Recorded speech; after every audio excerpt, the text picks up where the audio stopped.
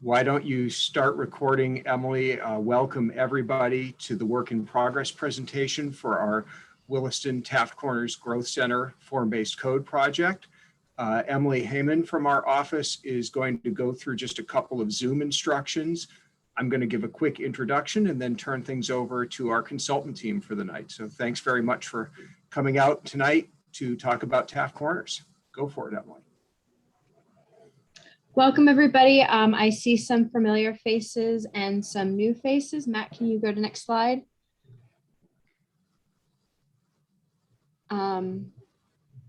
So I'll go over some Zoom specifics. Please keep yourself on mute. Matt, there might be a next slide with some of this info. Yep, just noting our partners here, Geoff Ferrell and Associates and CCRPC. There we go. There we go. Lots of things on your toolbar. Please keep yourself on mute when you're not speaking. Your video is optional as well. Use the chat feature if you have any Zoom technical questions. You can chat me. You can also text me. My phone number is on the screen if you're having Zoom issues. On your toolbar, you'll see reactions. You can use this to like or clap or react to what you're seeing on the screen. There's also the option for captions. If you hit the ... button on the bottom of your screen, you can have the captions going. I'm not seeing any telephone participants right now, but if folks do call in, press *9 to raise your hand and *6 to mute or unmute. Next slide.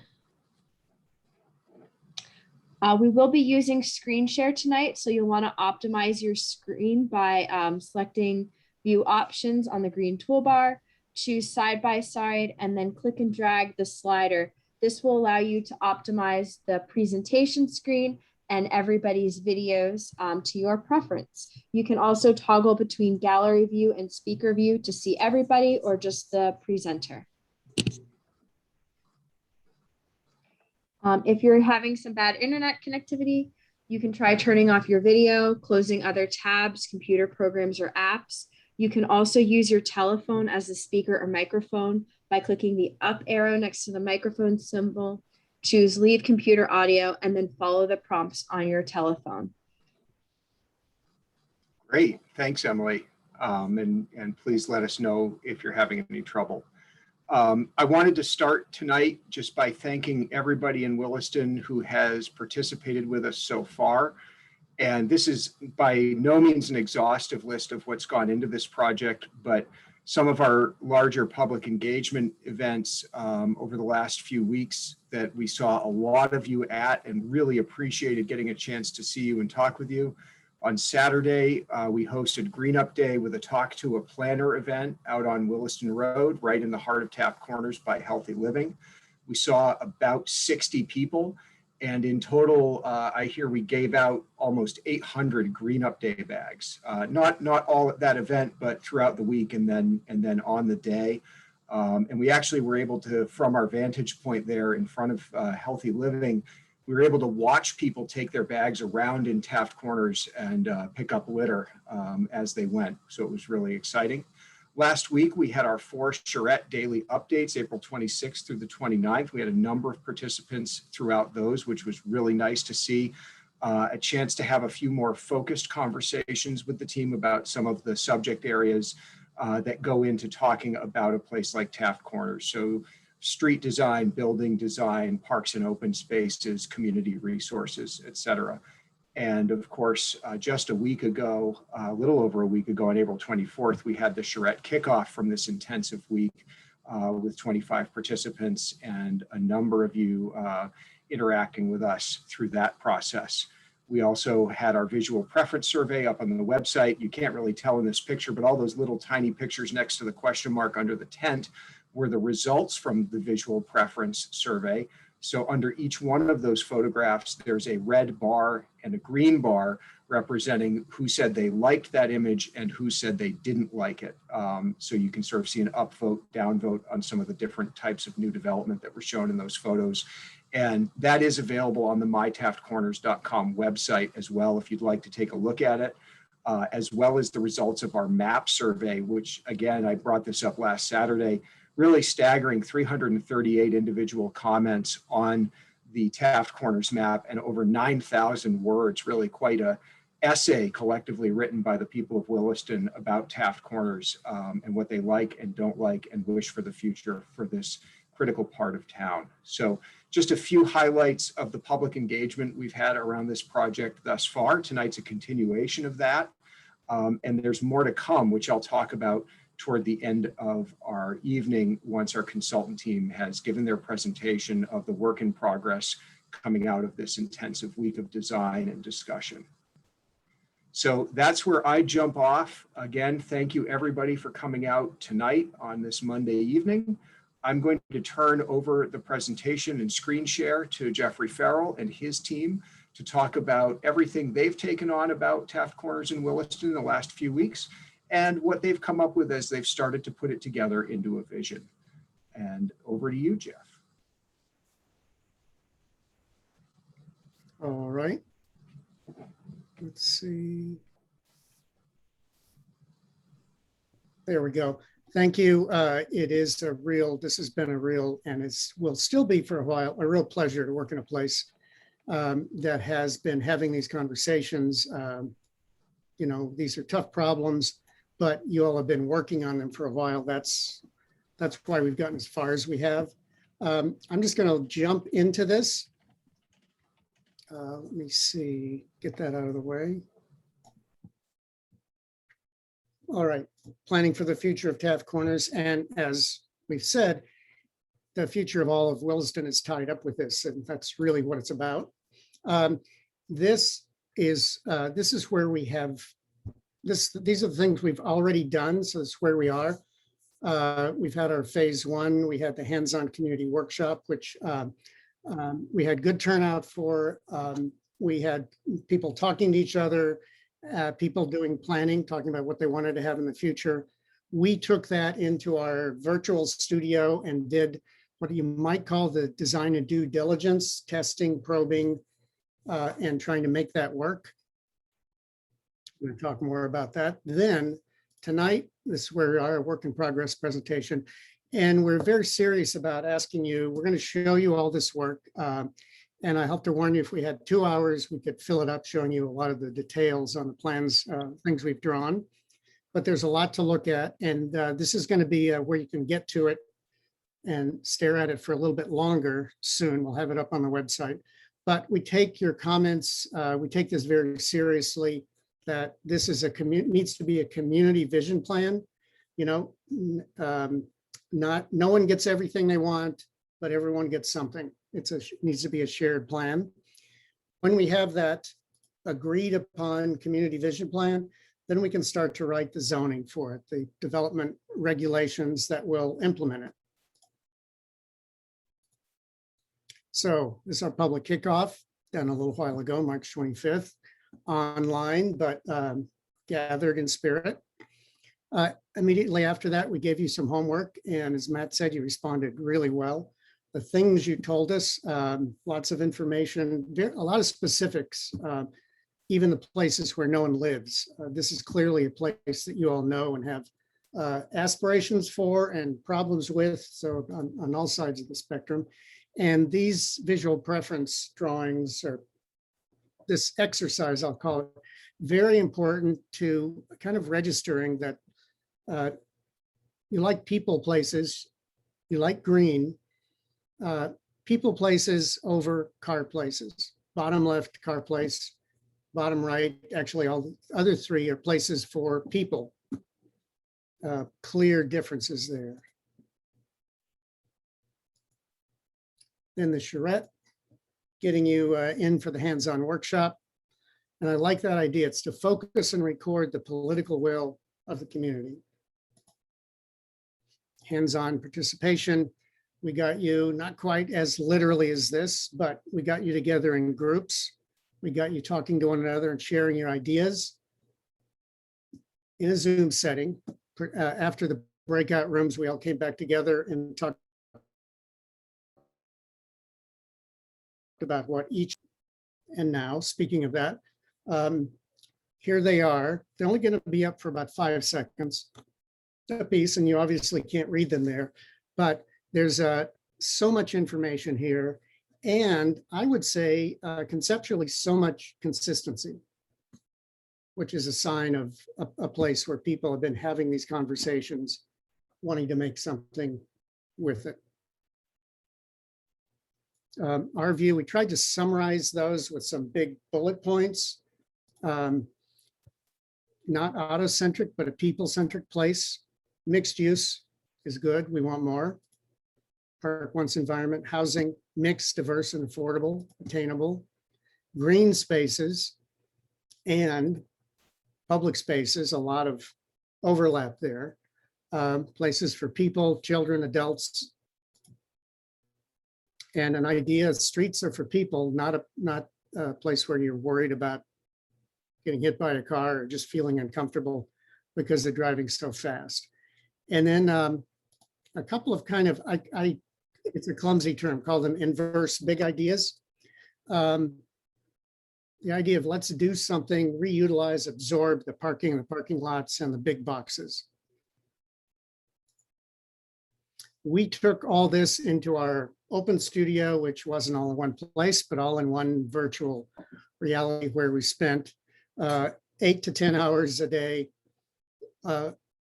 looking at each other, working, talking, going back and forth and testing these ideas, having technical meetings, and the kind of things we're really dealing with, the truths and the facts on the ground of buildings, ownership, utilities, the official map, Mother Nature, things that constrain and enable good development all in one. And those technical meetings where we talked about, I would say it's a little clumsy, but all these issues. And we were talking about the things that you told us you wanted, and we're talking about ways to make them work. What are the difficulties? How might the town have to deal with something differently when you make a change to an environment that's so different than could happen here? And we didn't, I have to say, I don't think we really compromised anyone's aspirations here. There's some facts that have to be dealt with, but I think your visions held together pretty well. You'll be the judge of that. Then economic realities, Anita? So we tried to frame some guidelines in terms of what we should be thinking about as designing the future of Taft Corners. I think first is that the demographics support additional phased development. It's not very rapid. It's probably about 100 to 125 new units per year. So this is an aggressive plan that will be built out over 20 years or more. The compact mixed use development will be more sustainable economically. What we saw in the last recessions is that mixed use neighborhoods held their value much better than single use districts. The nearby housing growth will help to support additional retail space, particularly in restaurants and smaller retail offerings. We don't really expect to see new office space developed because there is a large overhang of available space, vacant space all around the region. So the greatest opportunities lie in housing, and we would housing with a variety of offerings can help to serve all types of households. So seniors who want to downsize, their children who want to move out of the house and start their own homes themselves, and everyone in between. And then finally, we think you ought to look again at the growth allocation process and policies to make sure that it supports the town center vision and doesn't unduly hinder the kind of development that you'd like to see. And finally, the compact development is better for the town's fiscal health. It generates more tax revenues per acre and real efficiencies in terms of infrastructure and the cost of providing public services. So, no. Thank you. And I'd throw in there the easy one, that it makes transit so much easier, Yes. et cetera, walkable park once environment. Now, here's a set of what ifs. First, a little abstract thought. When we were looking at Taft Corners, it seemed there's some kind of gross generalities, and pardon the gross generalities, but over here to the east of Allenbrook, there are a couple of parcels. There's the high school property, not the high school, the town school, town property. Then there's this area, this development. Those we have no idea, no thought that those are about to change. They benefit from being close to the Taft Corners, but no idea about changing those. They're going to stay what they are. The blue area, Finney Crossings, et cetera, going on up to the Essex Alliance Church properties, what we might call a medium density, primarily residential, but there is some mix of other uses in there. At the center along 2, and then up north, there could be logically some non-residential on 2A itself. Then jumping over to by the freeway, kind of gray area, thinking that's a place where, in part because 2 of the most successful and likely to be around for quite a while, big boxes, Walmart and Home Depot are there. But that seems a logical place to put things that are big box or big commercial, auto-oriented, and likely to stay that way. So not part of a walkable environment, although you could certainly walk to them. But that's, I don't like calling it the big box area, but it's kind of what it is. Big retail, things that have easy access off of 89, and for the most part are already there. The second, and I'd call them the melon colored areas in the middle, that's sort of the core of Taft Corners. Some idea about up north, these properties are affected by the power lines. At the western side, there's already some industrial uses. There's an idea that this light yellow or melon color might be have some mixed use to it, a little bit more intense, and then at some level of extra intensity, really the core of Taft Corners. Here's Williston Road to 2A, by virtue of being really right in the core, west of the power lines, and the first thing that people see getting off the freeway. These are destined to be a little bit more intense, and I can't say exactly what that would work out to. They might be more intense simply because they're in the middle and they get the energy from the sides. They might be a little bit more dense or more massive, an increment, but in general, this is the area that's really the center. So that structures some of our thinking as we move forward. Now get to the bigger what ifs. Here's our aerial perspective. We call this, we have a stage 1, a stage 2, and a stage 3. Don't be confused. This is not something that we figured out how to manage, so it happens this way. These are illustrative plans, which are in themselves an illustration of how things might develop consistent with the plan. And this phasing has some logic to it, but things in development happen in different ways. And sometimes it's really hard to predict. A property that seems like it is so ripe for development sometimes takes forever, and another one that's more difficult happens. It's a little bit funny that way, but here's a thought about a stage 1, primarily structured along Trader Lane here. And I'm going to zoom in. Trader Lane, a little bit up at the church property, at the real corners, Maple Tree and Cottonwood Crossing. Let's zoom in on that. Now, I'm going to talk a little bit about all 3 of those. One thing I want to mention early is you see a little, besides, there's a little red roof there. You'll see that a few more times. That's a proposal to move the tavern from its location over here. And we have heard plenty of stories about past controversies about where that belongs and is it really historic, et cetera. Our proposal is to move it over here, thinking that is really in the corners. It has better visibility. It's kind of a honorific location as opposed to being off the side where people just drive by it. And it does free up some development possibilities.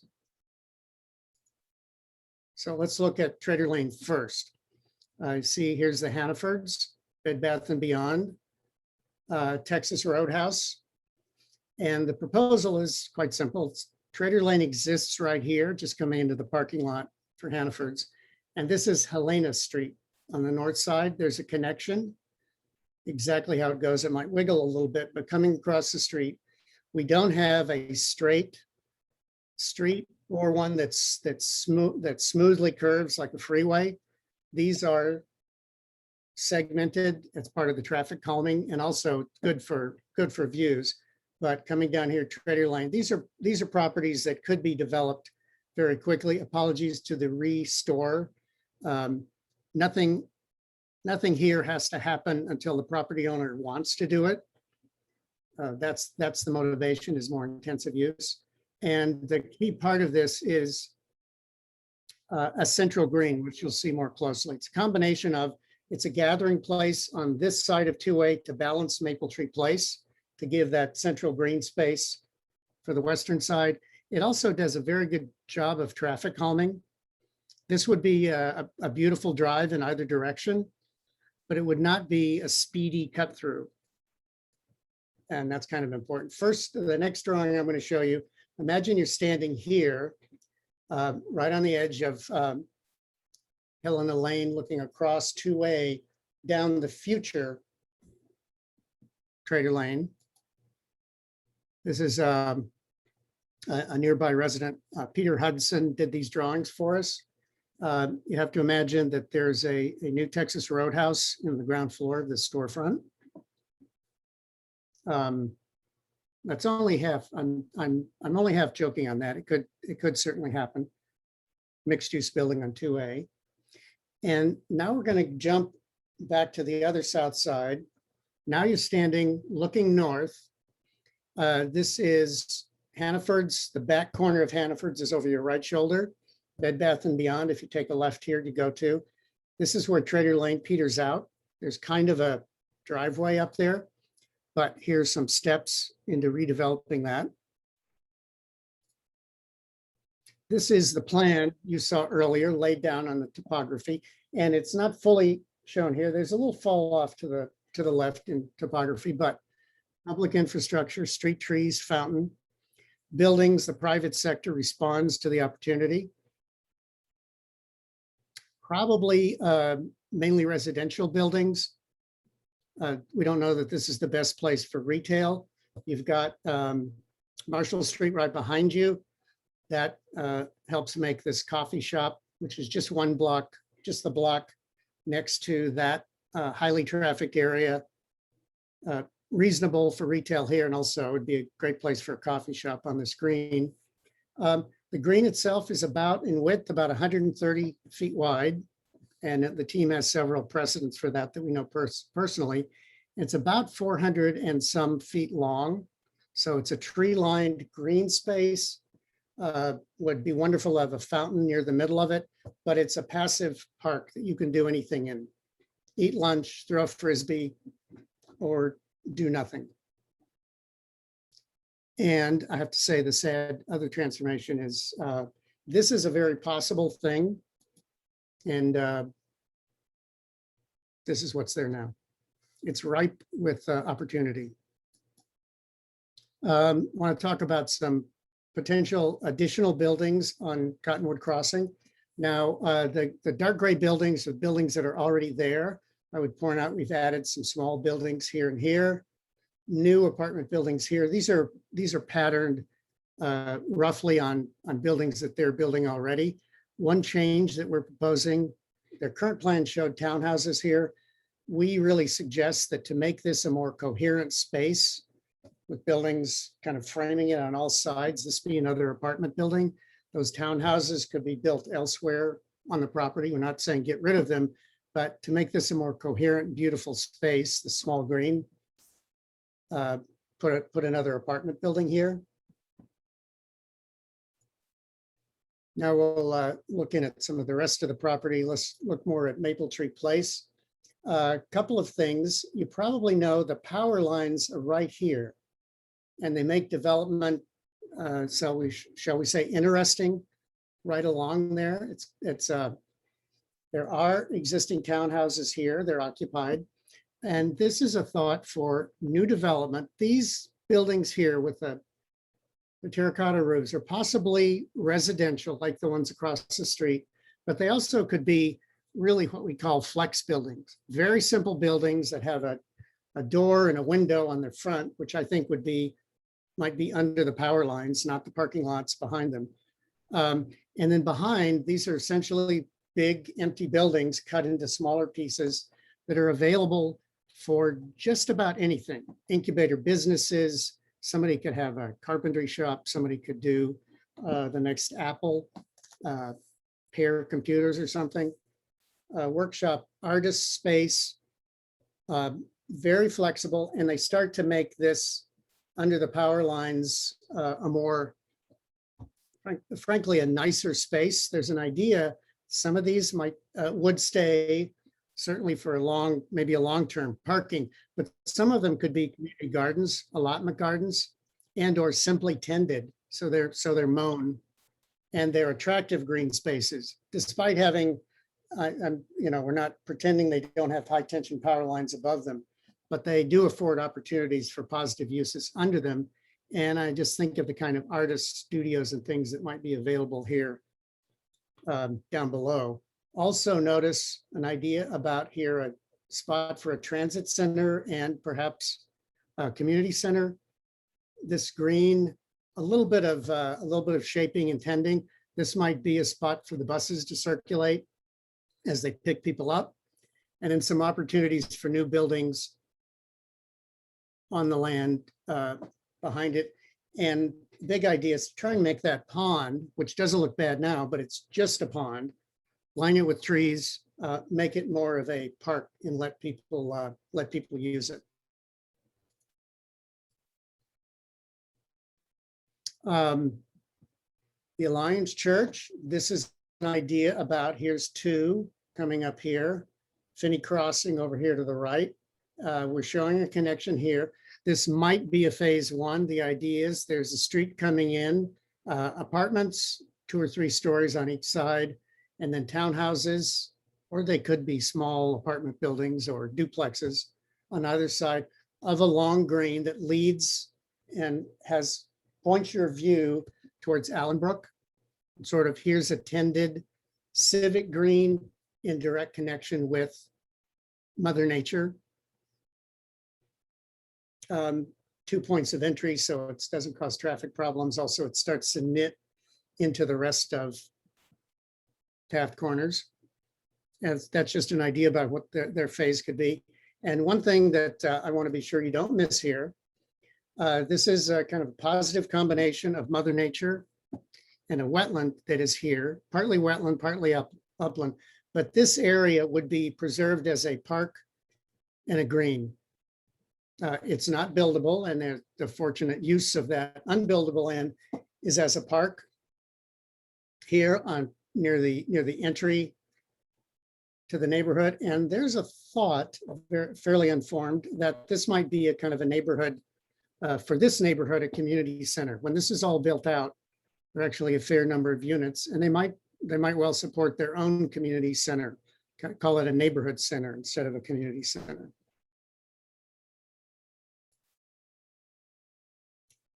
Stage 2, again, this is an imagining. The development could happen in a lot of different ways, but this is our thoughts about what makes sense. You're looking at the stage 1 drawings. Here comes a whole nother level of infill, generally on existing roads, a few new roads, but basically making use of existing infrastructure.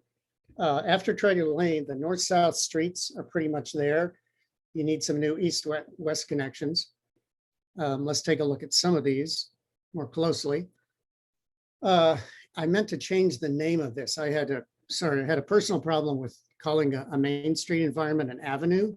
So I was trying to rename it Wright Storefront Street, but this is Wright Avenue, most of which, I think only this piece, only a very little bit of it actually exists, and it comes down to Merchant Row. But I will say, in the idea about finding on the west side of 2A, an area to try and create a new Main Street environment. We had a lot of different ideas, and one table in particular was very strong on 2 just across the street up here. We have to say, we think that Wright Avenue is the strongest contender.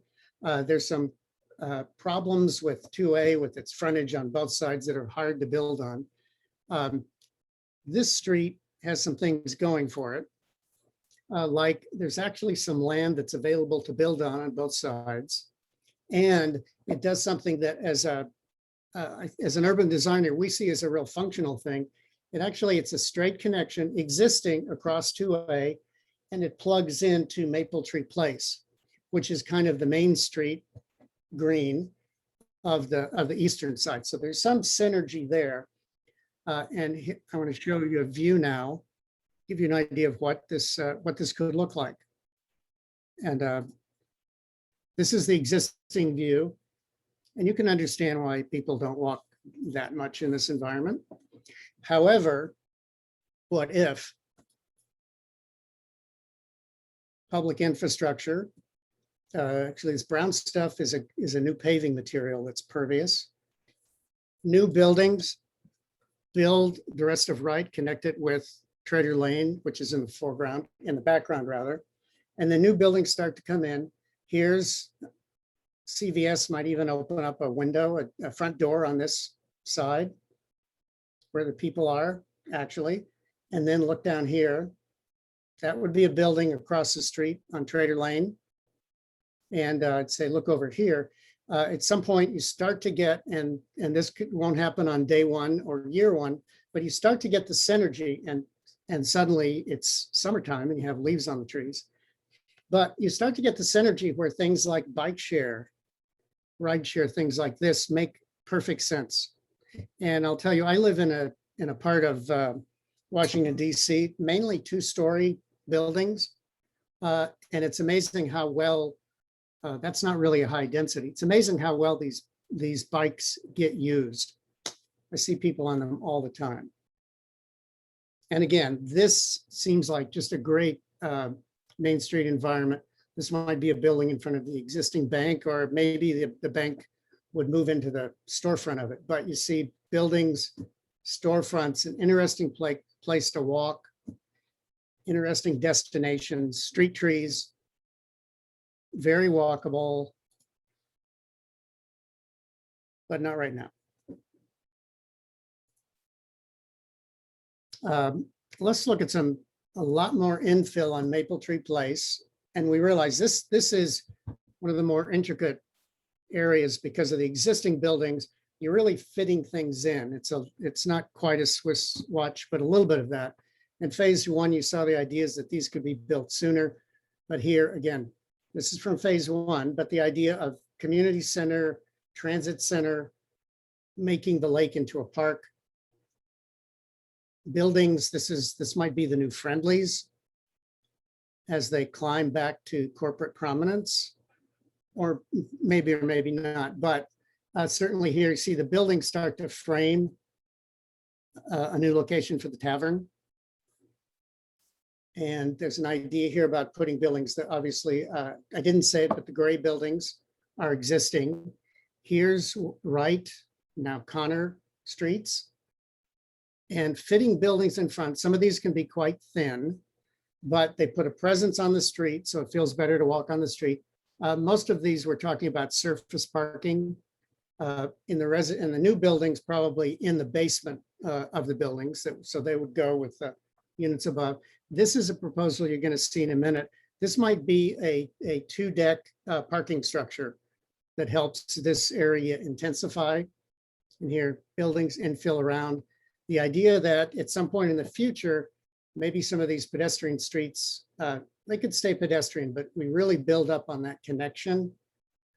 Even if the cars don't go through, we plug into them, because as you're walking, the street isn't just for cars, it's for people and bicycles. So those connections are important. And then now I'm going to take you, now we're going to come up here, and I don't know what the elevation is, and a very low, a balloon or a very low flying helicopter, look back across 2A. This is the existing view brought to you by Google Earth. But there's kind of a what if, and this is a big increment. But if they can build Maple Tree Place, they can build this. Now, this is civilizing 2A rather. We don't pretend to say you could do this until or unless the town were to take over this portion of 2A and try and treat it as a street for people and cars, not just a highway. But notice these buildings, here's the parking structure behind, wrapped inside the building. I will say, notice the solar panels. Given more time, we will draw more solar panels. There's so many possibilities, and there's an idea that they would be used to help actually protect the cars. If we were in Texas, I could say from the sun. In Vermont, they might be a little bit from snow, but this is free solar space up here, as well as on the roofs of the buildings. And part of the reason I like this view is you see the green beyond. Part of the logic of a targeted growth area. Develop here to preserve the green beyond. And speaking of green, I should go to the next phase, which is when the color comes in and the trees, and you start to imagine, what if 2A were more like a boulevard? It's still going to have a fair amount of traffic on it, especially at the southern end. But this is a street you can walk along. You can understand that as a positive place. And it is very much plugging into the existing buildings, existing fronts where they are actually fronts and not back. All right. Now we're going to take you away from that to what we think is a stage 2. And I apologize, I didn't write Cottonwood Crossing here, but here are the gray buildings existing or about to be existing in Cottonwood Crossing. And then here's some new buildings. And what we're suggesting here is first, and this would be in stage 1 because it's existing right now, but there's an idea of having some trails and maybe right up here at the peak, having a view tower where people could walk up here, go up a little bit onto a view tower and see just about everything in every direction. Be a wonderful viewpoint, and it is, we think, preserving, but also it's bringing more people to the wood, to these this Baroque sanctuary, but in a respectful way, letting people understand it. And then some of the trails might plug in here. This might be a little trailhead building. What we're showing here, I would explain as, notice you start to see a pattern of a series of greens. Small green, small green. Well, they're not that small. Green, green. These down here have a pattern with a block or a couple blocks in between them. They do several things. One is, if you happen to live on one of these, you have this beautiful green in front of you, and at an angle, you start to see off in the distance. We think there's a very real opportunity because these are all falling down the hill gently. For having these be part of a bit of a stormwater management system. They could be slightly terraced. So as water runs off them, it tends to do a riffle and spill. And then the idea is that everything from here on out is preserved. There's an idea about it's important to preserve wetlands, but wetlands by themselves aren't an ecosystem. They're in kind of partnership with the uplands. So it's important to have both. Here. And this is a mix that is largely in our imagination. It doesn't have to be exactly like this, but small apartment buildings, townhouses. I point out these are townhouses that have small backyards or gardens behind them, alleys behind, so you park in back. So it's a single family attached house that has everything in a really compressed size. If you have children, and I must admit, I'm sitting in one right now. If you have children, they have a yard to play in unsupervised until they get old enough that they can go and play here in the green or in the hammock. We'll roll forward. This is one I have to mention is in the town, the draft official town plan to have a park here.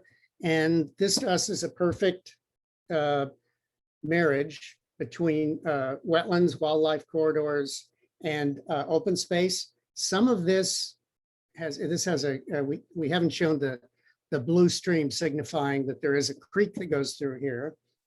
But some of this area is not possible to develop.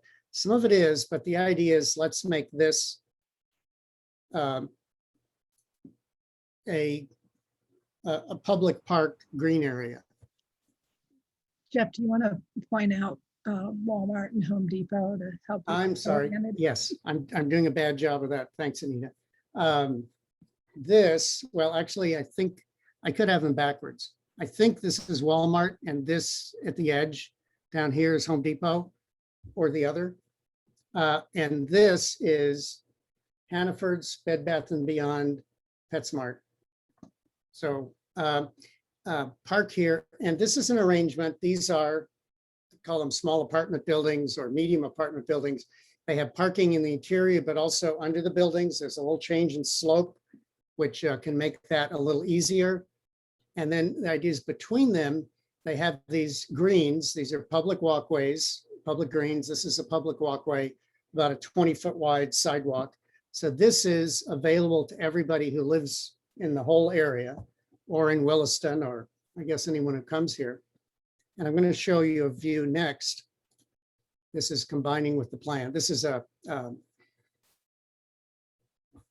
thank you, Peter, again for this drawing. Here's that pedestrian walkway. Here's one of those greens. And then here's the next street, which actually you're standing on Harvest Lane, looking across the green at the other part of the loop of Harvest Lane. So this is a combination. The buildings are intensifying, but also they're framing open space. And here's an idea about stage 2. In stage 1, we showed you this area. It could expand a bit, and these could be townhouses or small apartment buildings. Here's a second, I believe this is Beaudry Road. This is 2A, and here's Finney Crossing. And say it for emphasis, and here's a large park.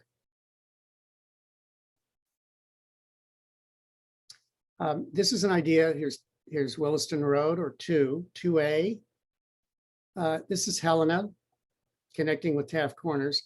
And this actually on the left-hand side is mainly, with one lot exception, the property owned by Vermont Tech, who, if they come here, they don't know for sure, but they seem very interested from the people who came to talk to us. Here's an idea about a new campus for them. It includes parking. This could be a structure, it could be a surface lot. They're interested apparently in expanding their student base to include not just commuters, but also some resident students. So they'll need parking as well as buildings. And these could be campus buildings. Here's entry off of 2A and greens and quads plugging into the road, whose name just went out of my mind, but I think you know it.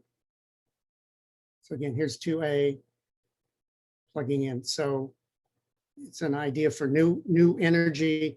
This would be a great thing for Williston if they would come. And Rick Chelman will talk to you about issues of streets. Thanks, Jeff. The streets being the most prevalent public spaces throughout the entire plan, I've found it's usually helpful to have the streets in a separate little booklet. So this is the first page of that. Jeff, you can go on to the second. And we'll zoom in here quickly so you can see some of these details. This is one street that I've heard from several of the folks who've participated over the last week, the idea of the possibility of cycle tracks, which are places for bicycles outside of the street. That doesn't preclude the Class A bicycle riders from being in the street, of course. They can be wherever they'd like, but by providing this space basically at the same level as a sidewalk, you've got spaces for riders of all abilities to, including children, to maneuver the streets and get around. Very utilitarian and safe and comfortable way to get around, both on bicycle and as pedestrians along the side, of course. It does make the street a little bit wider, but I think the payoff is also pretty good. Next slide. I'm not going to read this, so everybody can take a deep breath. But this is part of that first sheet I showed you right after the cover. This acts as the performance specifications, but it also acts as sort of a checklist as you're going through and coming up with this palette of streets. What type of street, how does it perform? And it requires you, after you go through and consider what's the speed of the vehicles on it? Is it one way or two way? How many travel lanes? And also down at the bottom, how does it perform as a pedestrian? And you have to think about things like how long does it take for pedestrians to cross this street? Threshold gap is a function of how fast the vehicles are moving and how wide the street is. So the longer that distance is, 92 to 115 feet in this example, would be how far away an oncoming vehicle would have to be before you'd feel comfortable starting to cross the street without them having to put on their brakes. So again, it's a good checklist. Next is basically a very similar street to the first one, but without the cycle track. So you see it, the outdoor room effect of the two-story buildings on the side tends to frame the space a little bit better, but that's also a function of the trees. The trees, of course, are graphically the same in all these, but you can get an idea how that makes the space. This is a street much like what Steve showed in his examples for Wright Avenue and that transformation. Sharrows in the street, which is where in the bottom, those symbols indicating bicycles sharing the street with motor vehicles. Next one. This is the one-way street around the square, which could be along Trader Lane and probably in several other places of the plan if those elements survive the public review process, or new locations for that sort of a thing. And depending on what's happening adjacent to a park, you may or may not have parking on both sides, but the rendering that Steve did looked pretty intense with parking on both sides. So this is how you could do that. The center lane is a little bit wider than the other streets because it is just one lane of travel, and it does snow in Vermont. And we do have to get the emergency vehicles through there as well. Next one. Within the Taft Corners area, we would recommend doing curb extensions. These cut down on pedestrian crossing times, and also by providing the crosswalks at those locations, which reflect the street side edge of parked vehicles, pedestrians are more visible with the curb extensions than they are with the curbs back at the extension of the on-street parking line. So we recommend those. And with respect to 2 and 2A, I know those are big items to talk about. We haven't finished researching those. There is the possibility, of course, if the town takes them over, then the town could do all sorts of things with them, but that's, in my mind, a rather big step. So we haven't fully researched with and discussed with VTrans what sort of options there may be. So you won't see those in the street palette yet, but you may see them some of the next steps. Thank you, Geoff. All right. Now, a couple of points about what we call unlocking the potential. As you know, what we've been showing you is something that's quite a bit different than what's on this land right now. And it's something that, it's different than the town is used to dealing with. Keeping in mind that what we're showing you are things, this is, we're debating, is it a 40 or a 50-year plan? These are things that take time to happen, and they would happen incrementally.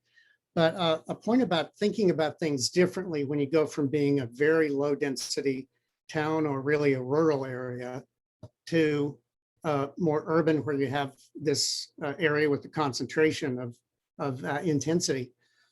In parking, there's an idea, and by the way, I talk about common goals and common wheel. That's I use that archaic term for a reason. It's sort of to get your attention. The founding fathers talked a lot about the common wheel, like the commonwealth, the common good, the richness that we have as a society, and would suggest on things like parking and stormwater, the town has been dealing with them like most places in America in a suburban way, which is every lot development has to handle their own. You're on your own to do that. And there are problems with that, with parking as well as stormwater. And a suggestion that you start to think of parking as something that's almost like a utility. It is a common good. It is shared among all the parties because it does enable synergy. The worst thing and really the most intelligent thing, least intelligent thing, is when you see shopping centers where all the parking is devoted only to one business. It's kind of balkanized. That's a place that has gridlock, even though half the parking isn't used. When the parking becomes shared in a mixed use environment, the efficiency of that parking goes up incredibly. And you need less parking, especially if you're building a park once environment where you can park your car and walk 3, 4, 5 minutes in any direction and do 20 different things. That's my cue to speed up.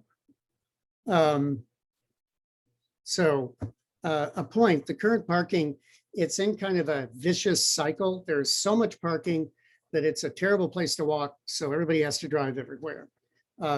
Suggestion, we have to start to deal with parking differently. Current situation, we have too much. So for the near term, that's a good place to be because you can use that parking as you get more development. Point about stormwater, much the same. Suggestion that it be handled communally so that each lot doesn't have to have its own pond. That's definitely a way to create a suburb with little ponds dotted all over it, some of them surrounded by chain link. Let's deal with our stormwater on a logical kind of community basis. It might be in segments, but there's some of these lots are together on the same watershed. Let's deal with them intelligently. I say follow the science. Also, that includes Mother Nature. Let's be smart about how we handle these things so we don't have ponds everywhere. 1 or 2 can be made not ugly, but it's not that easy. It's a difficult thing. And a definite point about the idea that this will save that. Taft Corners is a small part of Williston. And there's the big point I want everyone to think about is what we're talking about. And the whole logic of having a targeted growth area is put development in this place, make it good, and keep it out of the countryside, preserve the green. And in all these things, we want to stress, this is a long-term plan. Some things will happen in the near term. There's serious discussion about Trader Lane. That may be one of those near-term things. But all of this development we're showing you, going out to stage 3, which might be the 50-year plan, these are things that happen generally slowly according to the market. So what you're looking at now is a very long-term possibility, a possibility for the very long term. And on this process and the presentation of what we're doing, it is a series of loops of feedback where I'd say in terms of the vision, we're kind of in the middle of it right now. And this is an important point. We're going to be delivering a kind of final vision plan, final draft. That's kind of an oxymoron. All put together draft. The drawings you saw now, they are not all completed. It's just, the volume of work. We have some missing street trees, et cetera. So there's a little bit of gaps to be filled in. We'll be turning those into the town and they'll be very publicly available to all of you. This is important for you to weigh in on and talk to one another and think about. Matt? Great, thank you, Jeff. I'm going to take the screen share back over. Mhm. So hopefully you're seeing my big yellow question mark now. Thanks for all of that, and to our citizens and meeting attendees. I know that's an awful lot to take on all at once. We're going to go through a couple of interactive exercises using menti.com, menti.com, and I'll post the link on the next slide, but I wanted to get everybody ready. The questions we're going to ask are just sort of a way of warming up your sort of own inquiry of this vision plan. So we're going to ask these questions. The first two, you're going to have one opportunity to answer. And the third question I'm going to ask, you'll be able to post a response and then post another one over and over again through the Menti app as frequently as you like until we're done. But I don't want anybody to think that this is the only opportunity to comment on what's been created thus far. This is a warm-up, and I will, once we go through this, after the question exercise, share the timeline for the rest of this project as we go through the summer. But let's jump right in and try this first question on Menti. I won't probably be answering to every response that we see right now, but we will be logging them, and we can add them to the FAQ that we have on the mytaftcorners.com website. So again, you can go to menti.com and type the code at the top of the screen there into menti.com 2273-8181. And the question we're asking is, what is the most important thing that you saw or heard tonight? What is the most important thing that you take away from the presentation? And as you answer, once you submit, it should start showing up on the screen, and you can see what your fellow citizens and neighbors are seeing for their takeaway, as well as get your own there. See park once, housing. The Menti link and the code are in the chat as well. Thank you. Disconnect, walkable street, lots more housing, reduce parking, save green, friendly walkable downtown. Potential to become more walkable and residential. Stormwater is a priority. Variety of open spaces. I don't know if it's just redundant for me to read these, but it's exciting for me to see them come in. I think this will be terrific when we read it all in a digest as well. Having density, but that includes walkable spaces with green space and infrastructure. Handling parking and stormwater as a community. Cohesive development, preferable to helter-skelter. Someone noted the absence of a community center. We talked a little bit about community spaces, but not a specific facility. Community center's been coming up a lot in our conversations over the last week, and I sort of point people to an ongoing conversation in the town that sort of ranges beyond Taft Corners. About scoping what a community center for Williston might be like. Is it one facility? Is it dispersed across several? And where could it be located? So I just want to make sure people are aware that community center is on a lot of our minds, even if there's not a label there. I see a lot of development. Goal seems to be to create a downtown. Downtown is a word that has existed in Williston's town plan since at least 1990, when Williston discusses the Taft Corners area. Bike lanes for all bikers. You saw some streets tonight that had something called a cycle track on them, where the bike lane is elevated and separated with a curb from the car lane, and is also separated from the sidewalk. So give folks just a couple more minutes. I'm watching the counter at the bottom of the screen. I've seen 33 responses to this thus far. And give folks a few more minutes to put those inputs in. Places for children.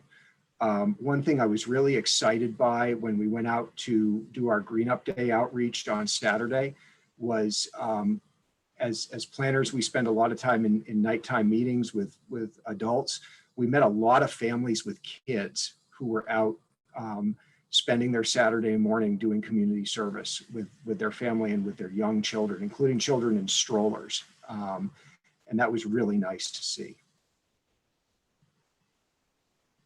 Give folks just a few more seconds on this one, and then I'm going to move to the next question, because this is such a fun question that we thought we'd ask it in another way. So I'm going to close this one out.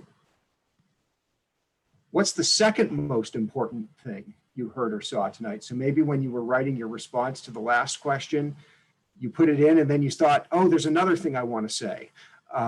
This is your chance to do that. What's the second most important thing that you heard or saw tonight in the work in progress thus far?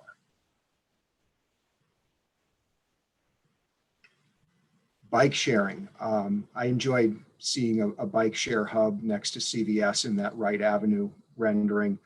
I did my master's degree capstone on the idea of extending Burlington's bike share out to Williston. I'm not sure if everybody's aware, but I'm really excited because Burlington's bike share is doubling in size this year, and the bikes are all going to be electrically assisted bikes. And having ridden an e-bike, if anybody else has, they tend to flatten the hills and shorten the distances, make a lot more environments rideable. And I'm really encouraging the folks operating Burlington's bike share to consider allowing those bikes to get out to Williston, just to see if anybody will use them to access Taft Corners or the village. People were seeing green space dotted around the plan. I think Geoff Ferrell made the point of there's green space dotted around the plan, and some of it you can kind of hop and skip from one to the next, all the way out to a larger natural area or a place where you can go get a view. Intentional placement of buildings in green space. I think that plays to that idea of that things can be organized in a way that they're cohesive and not helter-skelter. Someone saying, I'd like to hear more about the design of the buildings. Transit station with buses seems a little overwhelming. We're definitely going to be talking about architectural standards as this vision evolves. And that ends up being a lot of what we talk about in the code, the actual zoning that would come out of this project. Solar panels, green roofs, certainly something, I started noticing every few years when Google Earth would get a new aerial photo of Williston, especially Taft Corners and the industrial part of Williston. And from the last photo, from the second to last photo to the most recent photo Google Earth put in, it was really striking to see the number of existing buildings that had fitted solar panels in that time. Pervious sidewalks, we saw some pervious pavement, I believe, along Wright Avenue, bringing rainwater down into the trees in that environment. Great. So people had not just one, but at least two things they took away from tonight. I really appreciate everybody jumping in on that. I'm going to go to the next one in the next minute or so. Addition of reasons to linger in Taft Corners rather than do your errands and get the heck out. Park once and go to more than one thing, and maybe even do something fun or enjoyable while you're there. I think that's really an important part of the vision here. And I'll say that when my staff and I were out for Green Up Day, we were out in front of Healthy Living looking across Route 2 at the pond at Maple Tree Place and the green space over there.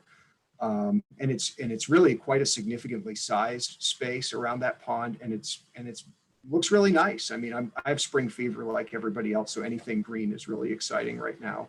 But we got a good long time. We got 5 hours to stand there and look across at that green, and it really was quite pleasant. There's a mention, no consideration for 6 months of snow and plowing. We didn't talk about that tonight, But I actually spent some time driving around Finney Crossing in some of the narrower residential streets, sending photographs of snow plowing and snow storage at the curb to Rick Chelman, the transportation engineer on this project.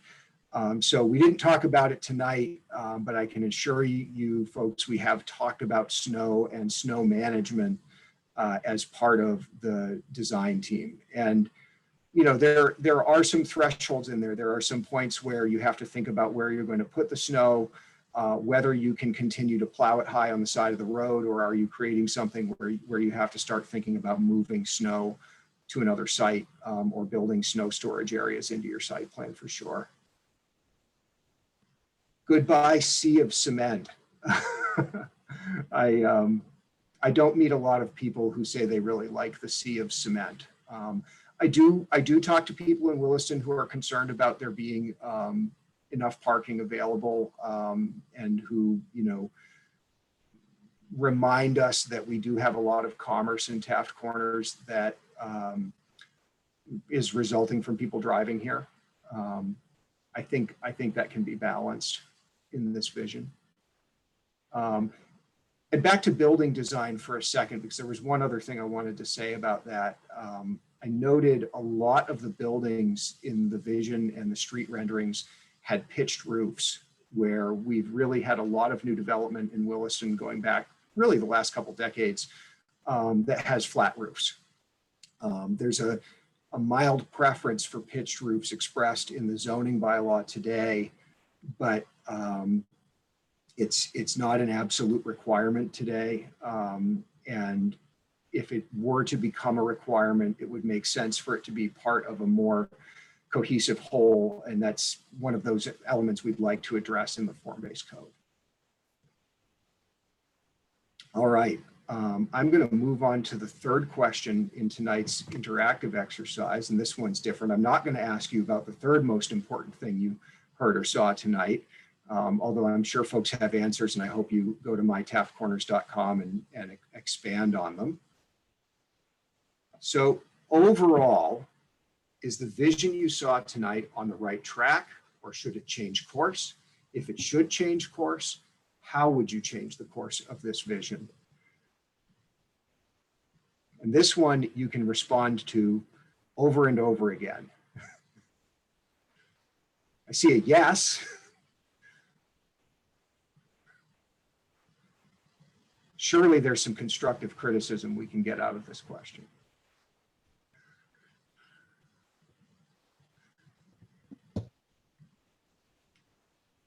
Specify the mass of the buildings. Buildings looked a little big.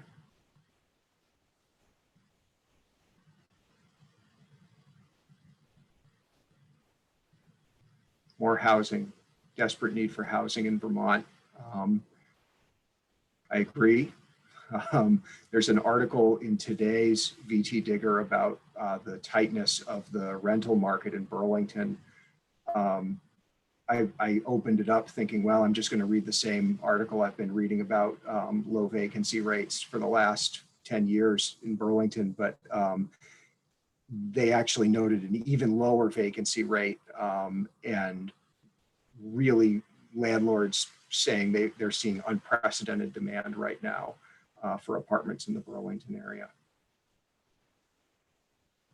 Suggestions for renderings if the town can't take over the mentioned properties. I think there's a lot of this vision that you have to test against both the time scale, and then, you know, how does the town, in terms of its staff and its infrastructure and its equipment and its capacity, how does the town evolve as Taft Corners evolves?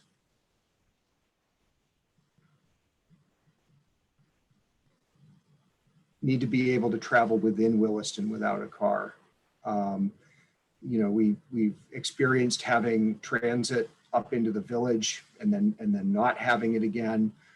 We have a mobility group that spun off from the Planning Commission that has been mostly working on the official map, but has also been talking about transportation programming, and how to stitch Williston together. I think I mentioned maybe at the kickoff meeting in March, I stare at maps of the town all day long.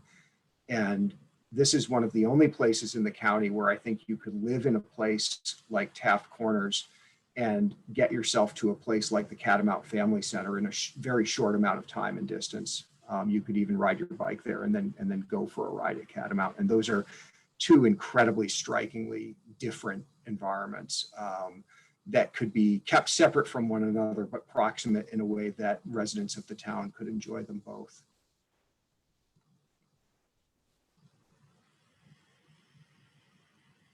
I saw another one I wanted to mention that I heard. Didn't see much pedestrian only space. Now I'm waiting for it to bump up. Easy to access competition to Church Street. That's a good question. Pedestrian only spaces, pedestrian only streets have gone in and out of vogue a couple of times, even in my lifetime. It's kind of interesting. I look at Maple Tree Place and wonder what could be done to the pedestrian only promenades in Maple Tree Place and how those could be made more vibrant and then expanded on.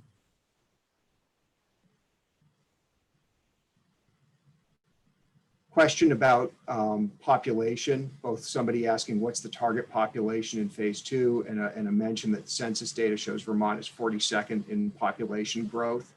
Both are good questions. You know, how many people are we trying to accommodate? What is the likely growth curve for a place like Williston? And I guess I would add in, there's a tie into the housing question, which is, what do you need for dwelling units in a place like Williston such that the population who's here and who's going to be here can live in the kind of housing that they want to live in? One of the consequences of a very low vacancy rate is people tend to stick around in the housing they're in because there's not a lot to go to, and they may end up staying in housing that doesn't match their lifestyle anymore for a longer period of time. So there's less mobility when there's low vacancy. Services and activities to be available to people who live in the new housing. Question of how to connect that, how to provide those things in place. We have some pretty nice bike paths that are just so close to accessing the Taft Corners area, particularly connecting through Talcott Road and over to Finney, but you know, there's more that can be done there. Yeah, how do you make it feel more organic and less planned? You know, I think part of the nice things about a form-based code is that you're thinking about where the buildings are going to be on the street, what the streets are going to be like, and some things about what the buildings are going to be like, but there's a lot of opportunity within that framework to build diverse types of buildings with different architecture, different styles, and at different times. And I think that's part of how things get a little more organic, is they build out over time and incrementally.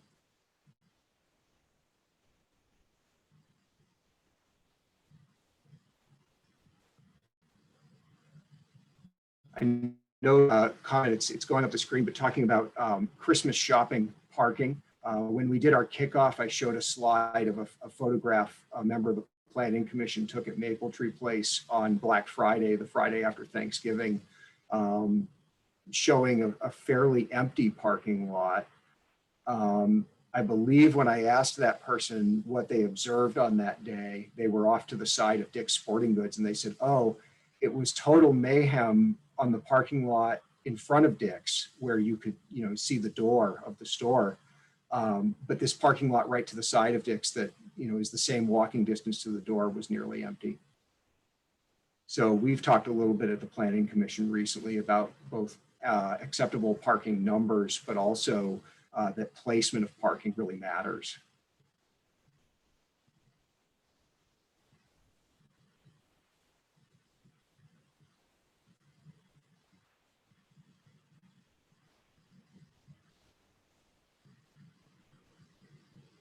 need playful spaces, some whimsical features that will attract people to cluster, not just for children.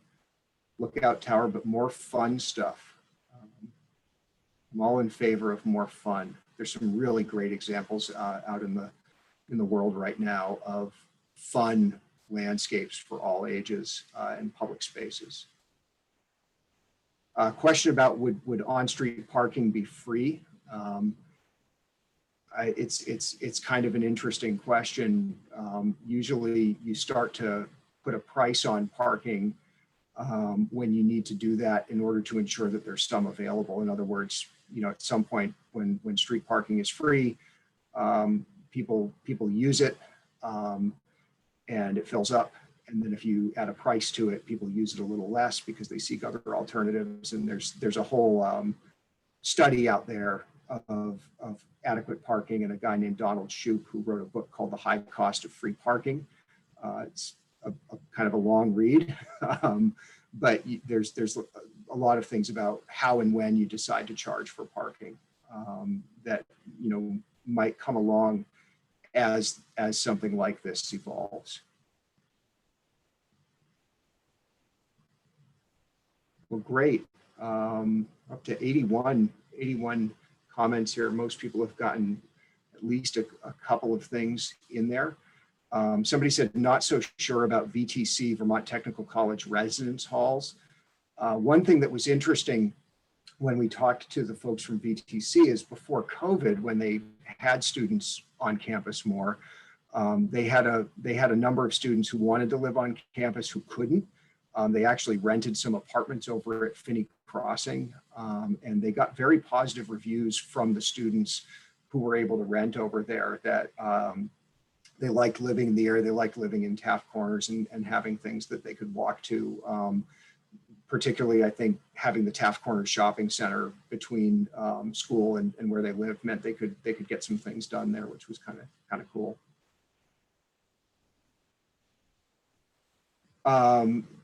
I'll open it up to the rest of the consultant team or staff. Geoff, Anita, Rick, any of you seeing anything in these that you want to call out or respond to? We're running about 8:20 right now. I figured we would do this till at least 8:30. And I only have just a very few things to say once we move away from this question. I'd have to say we're obviously pretty happy that we're getting pretty positive comments. And a lot of the comments, I'd say it's an issue of a combination of we can't do everything at once, but also we only do so much. A lot of the things like, here it is, the playful spaces and the whimsical features. We can talk about where those can go and provide, the greens that are scattered, sorry about my use of the word scattered, thoughtfully placed within a comfortable walking distance around the plan.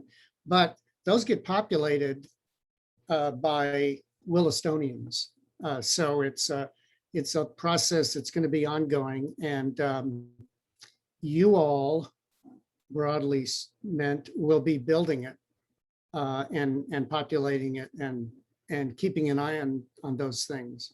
And I would apologize, we didn't talk enough about community spaces, community halls. One thing I also I mentioned in the chat, we didn't talk about we didn't show, because they should be everywhere, the idea that a lot of these buildings would have, and I think it's just, they would anyway, but roof decks and things, green roofs and roof decks. And the roof decks in the center means if you live in one of these townhouses or small apartment building and you go up on the roof, it's like the view tower on the Burrow Kill. You go up there and you have this incredible view. And that's something that we can talk about coding it, but I know developers do that because it's kind of for their marketing. It's a great amenity. People want that. And the view from up on even the third floor, even the second floor would be pretty phenomenal.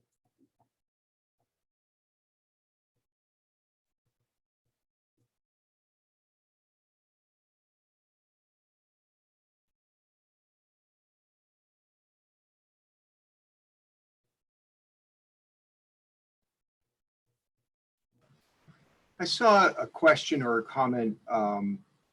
It's not on the screen right now, but about, wanting some more about fiscal impact.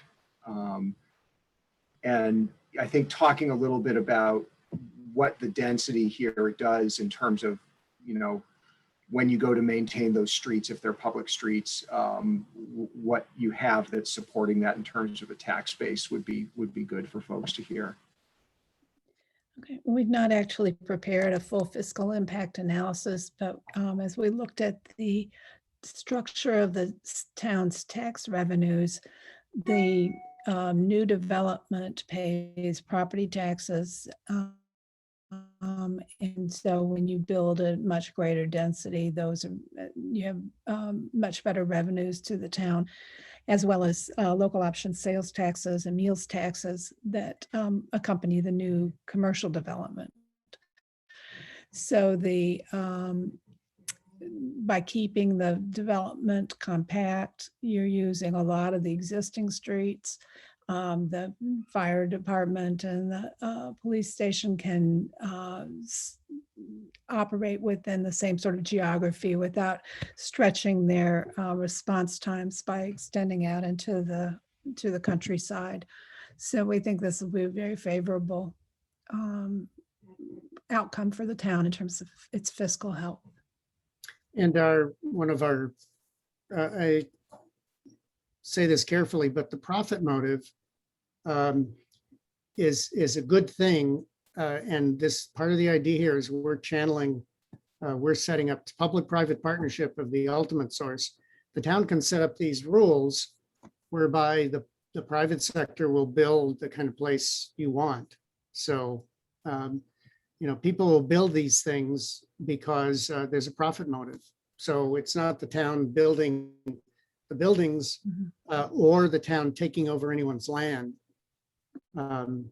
It's an economics that makes sense. Towns by their nature are more intensive use of smaller pieces of land.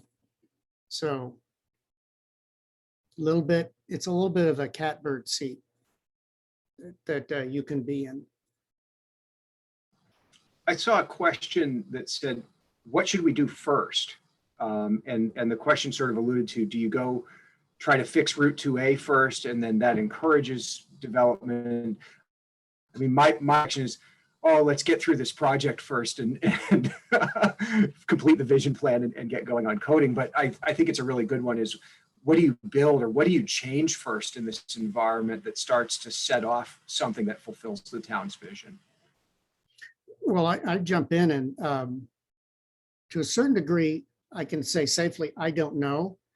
But it's combination. You have to be opportunistic, and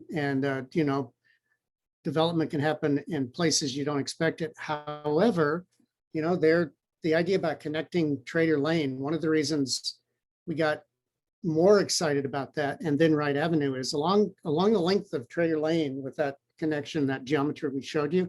There's a lot of land that doesn't have parking lots with 50-year lease agreements on them. There's open land that makes it easier to build new buildings on Trader Lane. And we also have the opportunity to build the kind of street on Trader Lane that is really a street, not a roadway. So a supportive, walkable street with the right width of sidewalks and enough space for the trees to grow and thrive, as well as those dooryards of green in front of the buildings. So we can Trader Lane seems like a fortunate opportunity. It's a place where we can try and do it right as a first step. But if somebody wants to start building on 2 and 2A or Marshall or wherever, that's great too.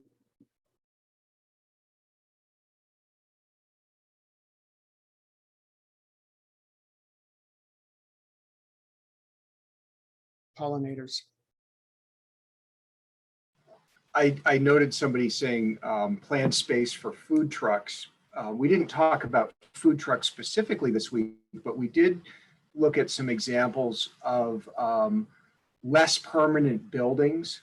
For example, the one-story shingle structures in Mashpee Commons that were thought of as sort of placeholders along a street and instead have lasted, quite a long time. But I think that speaks to how a vision and a code like this could be incremental once you set that pattern.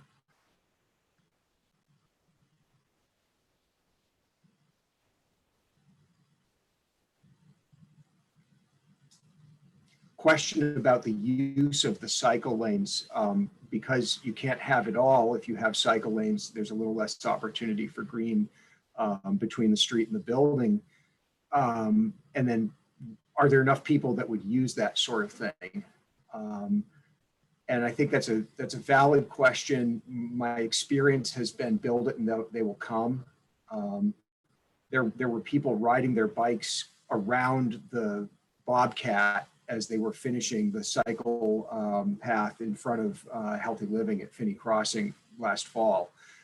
I think they were kind of just exploring it, but I think if it goes somewhere that you want to get, and if it feels safe and useful, we do see that.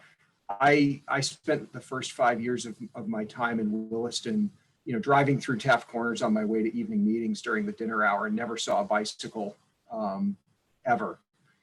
As people started to live in Finney Crossing, I started to see people with these single speed cruiser bikes going between Finney Crossing and Maple Tree Place.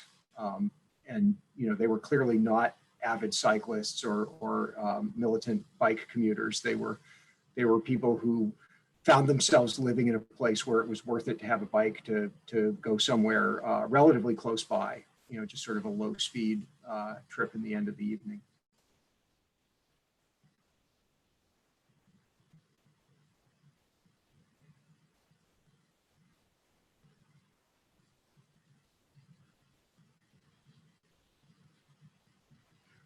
I'm also seeing, a lot of questions about either, let's do this, let's do that first, let's wait on this, or can we do this, can we do that? And I think something that planners deal with all the time that is not always visible when you're out walking around is there's a whole lot of things happening in a place like Taft Corners that aren't immediately visible.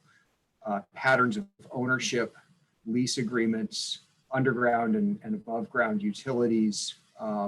Geoff mentioned, places where you see a parking lot, but it's not just a parking lot, it's a parking lot that somebody owns a 50-year lease on and may not relinquish that for development. So with everything we do around a form-based code for Taft Corners and everything the town might do to support its desired development pattern in terms of its infrastructure and services, we still only, as a government entity, we only have a say over so much of this. We can try to create the conditions for what the town says it wants to happen, but there's an awful lot above and below the surface that we also have to think about. Our goal here has been to come up with something that's visionary, but also realistic and test it against a whole bunch of those things that, any of those things that we can make ourselves aware of.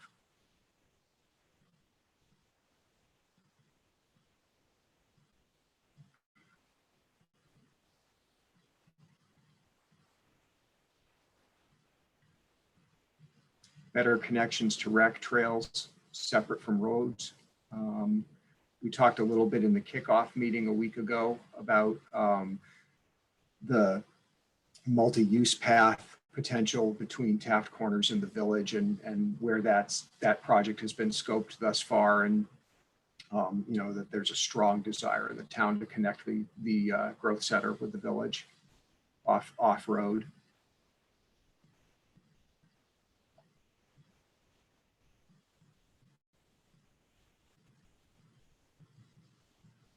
This is terrific. I don't see any harm in letting people get back to their lives in their evenings. We're a little over 8:30. I have a couple of other slides I just want to show to wrap up. So before I do, thank you, Geoff and consultant team for the presentation tonight. Williston staff had the easy part of just running Mentimeter. As I said, these Q&A questions and responses will be tabulated, and we'll put it out as a document on the mytaftcorners.com website so you can read it.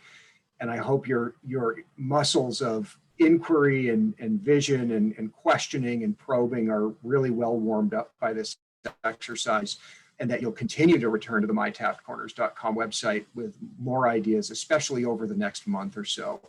And I'll get into that. So what's next? Tonight was our work in progress meeting. So this is work in progress on the vision plan for Taft Corners. So the vision plan is, what does the town want Taft Corners to become? So there's an opportunity for feedback to look at what you and your friends and neighbors and fellow Willistonians said tonight. And if you have more things that come to mind, go to mytaftcorners.com. We'll have a place for you to give more input and feedback there. And what we're working towards over the coming summer is to bring this vision plan, so not the regulatory document, not the rules or exactly how the streets will be laid out or designed, but the vision, bring that to the Planning Commission and the Select Board for a review and hopefully a thumbs up. Yes, we got it right. Get that from the community. Did we get it right? Is it time to start thinking about what we need to create for a form-based code to make the vision happen? So that's through summer 2021. And then in fall, it seems very far away, but it'll be here before you know it, this being Vermont, thinking about actually developing that form-based code. So what are the nuts and bolts and the rules and those diagrams like Rick Chelman showed you about how wide the lanes are on the street and what the predicted speed is on the street. What should the buildings look like? How tall, pitched roofs, yes, no, what kinds of buildings in what parts of town, all of those things that go into the code. And out beyond fall 2021 is when we start bringing that code through the Planning Commission and Select Board into the winter and probably very early 2022. Moving towards a formal adoption process and making this code a part of Williston's zoning. So that's where we're at. There's 4 blue dots under the opportunity for feedback column because we really want to emphasize that opportunity is there. Please interact with us. If it's tough getting through to mytaftcorners.com, you can send me an email or any of the staff here at Williston Planning. We're happy to get that in for you and to continue to publish it back out with responses as we can as this evolves. And that mytaftcorners.com website is going to continue to be the town's and the team's clearinghouse for all things Taft Corners form-based code.